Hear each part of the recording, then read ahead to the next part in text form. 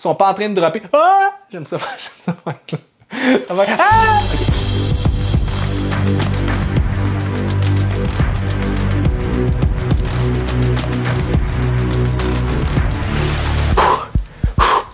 Okay. Hey, je suis bon acteur, hein? What's up et bienvenue au nouveau True Talk. Ici Félix Daigle pour vous expliquer comment améliorer votre cardiovasculaire. Bon, disclaimer!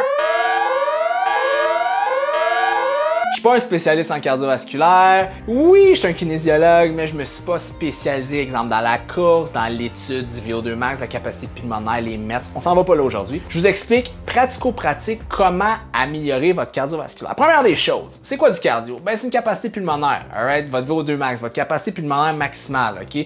Comment vous êtes capable de pousser votre système cardiovasculaire pendant un certain temps, que ce soit au niveau de l'intensité ou de la durée. Faut dire une chose, le corps là est excellent pour travailler en aérobie. Donc l'aérobie, c'est quoi? C'est qu'on consomme majoritairement des gras et de l'oxygène. Donc le corps a une facilité à le faire. Donc c'est pour ça que vous êtes capable de marcher vite pendant longtemps. Parce que vous êtes en aérobie. Vous utilisez vos gras, on en a pas mal sur le corps. Vous utilisez l'oxygène, il y en a pas mal dehors, donc ça va bien. Le corps a plus de difficultés à être en anaérobie. Ça, c'est une fois qu'on limite l'oxygène, on limite les graisses et on favorise le glycogène, ok, comme ressource énergétique primaire pour l'entraînement. Ce qui se passe par rapport à ça, c'est que c'est là que ça commence à devenir difficile. Donc, quand vous frappez une espèce de plateau, là on va prendre la course comme exemple, ok?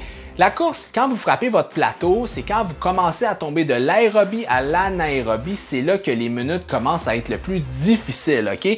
Donc, ce qu'il faut faire, il faut être capable d'être en aérobie le plus longtemps possible à la meilleure intensité possible. Là, vous allez me dire, de quoi tu parles, Félix? OK, on va vous rendre ça simple. L'aérobie, c'est que tu cours avec ton chum ou ta blonde, puis tu es capable d'y parler. Ouais, fait que, ouais, l'épicerie, ouais, on pourrait faire ça. Ouais, cool, ouais, je pense qu'on pourrait... Ça, c'est l'aérobie. Tu es capable encore de parler, tu es un peu essoufflé, tu es capable de parler, puis ça se fait bien. L'anaérobie, c'est... Ça, c'est l'anaérobie. C'est que tu n'es plus capable de... J'ai mis mon exemple. Ça c'est l'anaérobie. C'est que tu n'es plus capable d'utiliser l'air pour te donner de l'énergie. Le gras, tu es rendu sur le sucre. Puis là, c'est là que tes performances s'en vont vers le bas. Le but, c'est que tu sois capable de passer le seuil. C'est quoi le seuil? Quand tu veux pousser le seuil, c'est quand tu t'es dans l'aérobie puis tu tombes en anaérobie. Ça, on appelle ça le seuil. Le but, c'est que plus tu pousses loin ce seuil-là, plus ton aérobie va être capable d'être faite à une haute intensité. OK? Exemple, je cours à un pace de 5, là, je dis n'importe quoi, 5 la minute, whatever. À ce pace X-là. Mais à ce pace X-là, je suis en aérobie, tandis que mon voisin, à ce pace-là, il est en anaérobie. Qui va durer plus longtemps? Ben, c'est moi, parce que je suis en aérobie, j'ai beaucoup plus de facilité. Mais oubliez pas, les performances, ils sont pas en train de dropper. Ah! J'aime ça, j'aime ça. Ça va. Ah! OK.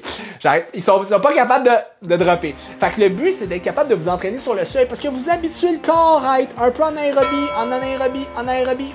Vous jouez sur le seuil. Donc, qu'est-ce qui se passe? C'est que le corps développe des nouvelles aptitudes pour flusher l'acidose métabolique, dont il bâtit des ions H+, des buffers d'acide lactique pour tenter de pousser ce seuil-là tranquillement pas vite et vous augmenter votre capacité.